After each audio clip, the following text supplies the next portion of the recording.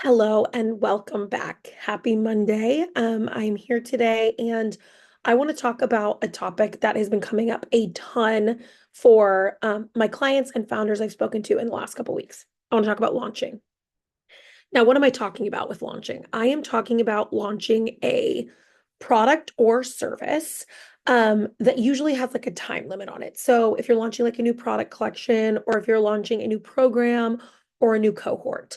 So for example, tomorrow I'm opening the doors to my Co-Founders Lab program. It will be a 9-day launch. So we'll open doors on a Tuesday.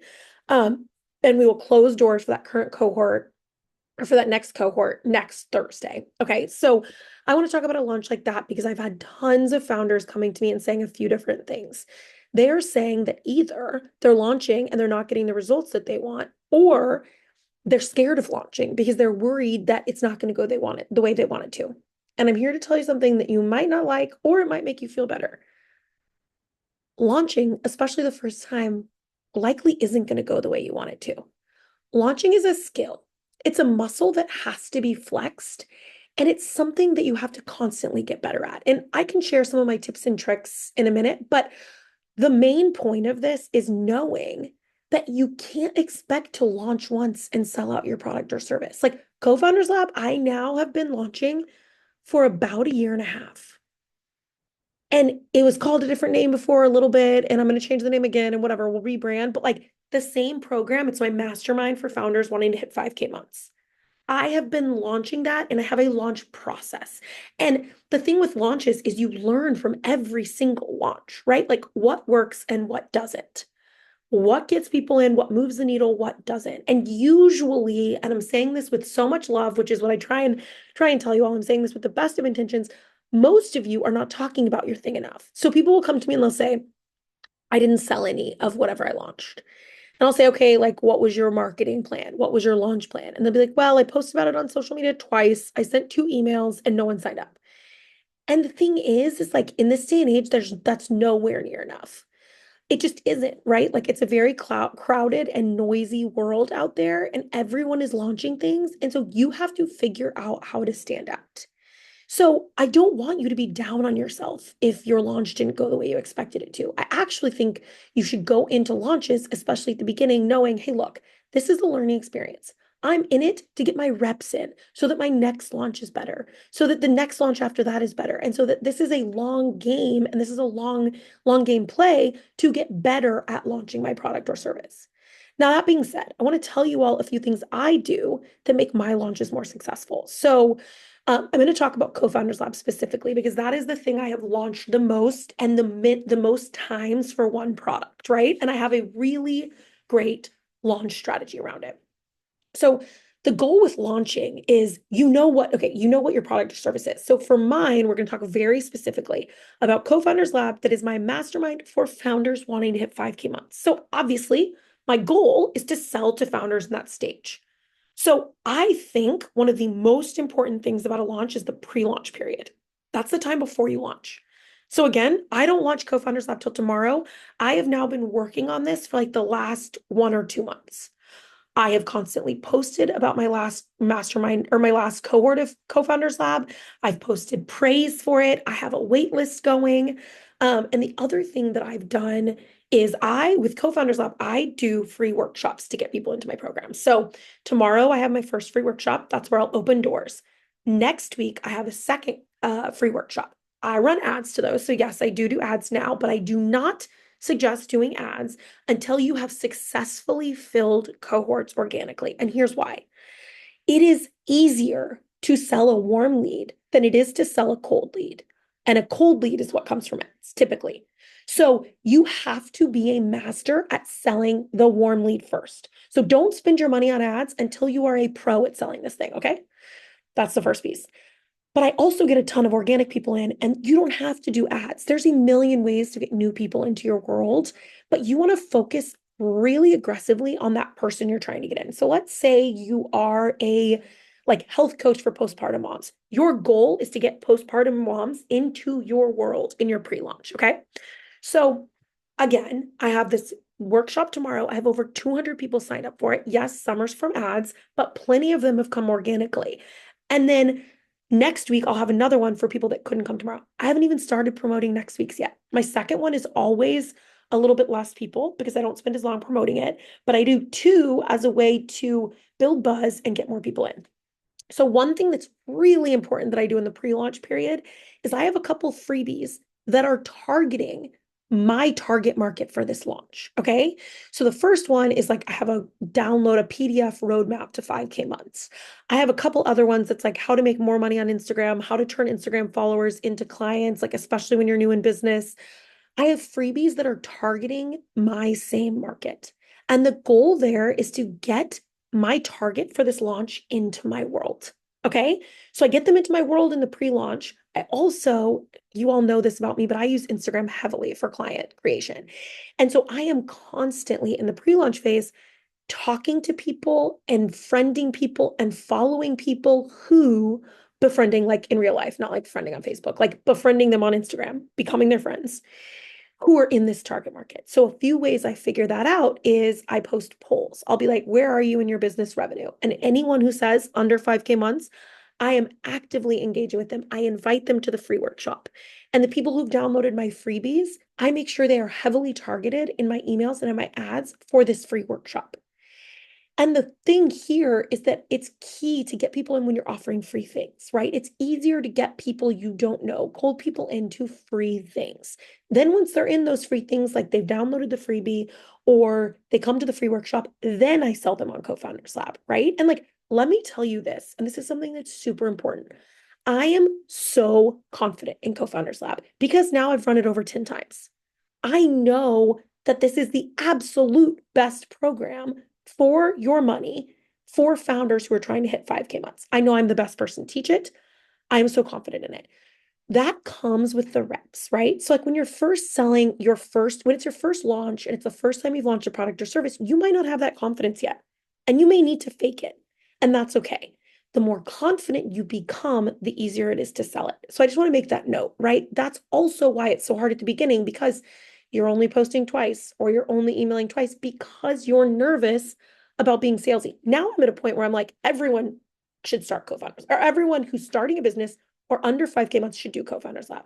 So I don't feel bad at all about being salesy because I know the benefit it provides. And I think the price is insane for what it provides. So that's a part of it, right? It's like you will gain confidence by doing it. You will get better. You will know what works. I've done so many different things in launches. I've done coaching in the DMs to get more people in my world. And all of this comes down to this, right? Like I am funneling people into this free workshop because that is where I hard sell them. Okay. I want everyone to come there. I give them tons of value there, but then at the end, I hard sell them also. So if I do one-on-one DM coaching, what I'm doing is posting in founder groups, posting in founder Facebook groups. Hey guys, I'm doing coaching in the DMs today for anyone who's working on 5K months or under 5K months. Like come, like I'm doing coaching and I post in my stories like a form that's like ask your question here and I'll do DM coaching. And I send emails about it. And the goal of that is to get those people in my DMs. I'm offering value to them. They're connecting with me. They're finding value from what I'm giving them. And then I invite them to the free workshop. So the goal really is to cultivate this audience of people in your launches. And that's also why the more successful, like the most successful people with launches are people who've launched it over and over again. Because by then you're constantly cultivating that new audience. So in between my launches, you better bet I'm looking for founders working on 5K months. And that's because I know I have a list going in a note app in the note app in my phone of warm leads for Co-Founders Lab. People that I know that are in my target market that I can then invite to the free workshop.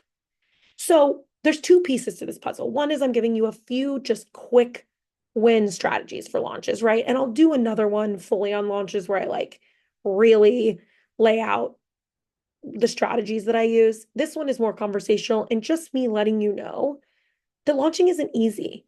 And you need to be going back and doing an analysis of your launch. If it didn't go the way you wanted it to, what pieces were good, what pieces weren't? What felt good to you and what didn't? Launching can be exhausting. It can be overwhelming. A lot of times we tie, especially in the service-based business, we're like, look, we're going to make so much money on this launch. So then we tie all this pressure to making all that money and we stop having fun. And we stop thinking about why we're really in this and it's to serve our clients, right? Because we see obviously people having these huge launches. And so we're like, oh my God, I could make 10K. And then we get wrapped up in like the numbers and the money of it. And we forget the people that we're serving. And the problem is when you switch into that mode, you're not as good at serving and you're not as good at selling. And it's truly about serving and selling, right? Like people now join Co-Founders Lab because they know how much I give. They know how much I give to this program. They know how much I care about the founders I help. They know I am there to literally do everything in my power to get them to where they want to be. And that's because I am a master at serving my clients. If I'm too focused on the money I'm going to make off a launch, I'm out of the serving headspace and I flip into this like needy, like a little greedy space. And that's just not helpful. So, I mean, I could go on for hours about launches, right? Like they're very complex and they can be very stressful, but I suggest this is why I love beta launches is I think beta launches are a great way to make money, to get to know your target market better and to take some of the pressure off. And I will be putting out a freebie PDF on how to do a beta launch soon. I think the reality with launches is like, we've got to take the pressure off and stop listening to everyone online who's telling us how to have a perfect launch and just realize that like the more you can launch, the better you're going to get. And this is also why it's tricky if you have a 6-month long program, right? That means you're only launching twice a year.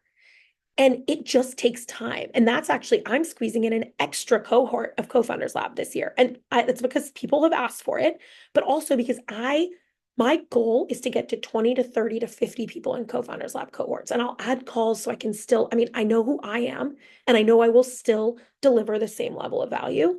And right now we're at between 10 and 20 people. Okay. The more I launch, the better I get. The more I run Co-Founders Lab, the better I get. So if you have a program that you're running every 6 months, it's just harder to iterate and get better. So I actually have shortened Co-Founders Lab. I've added in an extra call. We used to do, when Ankita and I were running it together, I think we did 12 weeks, but we did a call, an off week, a call, an off week. I learned especially that people weren't as engaged that way. And we were like dragging it out too long. So now I've shortened it to 8 weeks, but they get 6 calls instead of 5 calls. And so it's actually more engaged. I've lengthened the calls. They used to be an hour, now they're an hour and a half. So I actually give a lot more, but I shortened it because one, I realized the impact was higher. Like people got less burnt out. They stayed super engaged. And now I can run more of them, which allows me to serve more founders and allows me to get better at running the program and at launching. Okay. If you have launch questions, please drop them below. I would love to chat about this. I think this is a topic we don't talk about enough. But my biggest suggestion is to launch early. Launch early, launch often, and learn from them. And don't let your launch mean anything about you. If you don't get the numbers in that you're dreaming of, that doesn't mean that you aren't good at your job. That doesn't mean that no one wants this. It just usually means that maybe you need to reposition it, or maybe you need to be better at explaining the benefits, or maybe it wasn't enough in front of enough people.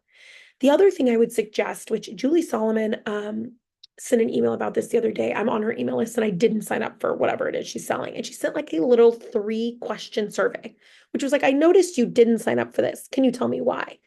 And I thought that was awesome. Like, ask your audience why they're not signing up. Is it because they don't understand the benefit? Is it because it's too expensive? Is it because they don't think they have the time? Do they not understand what it is? Why are they not signing up?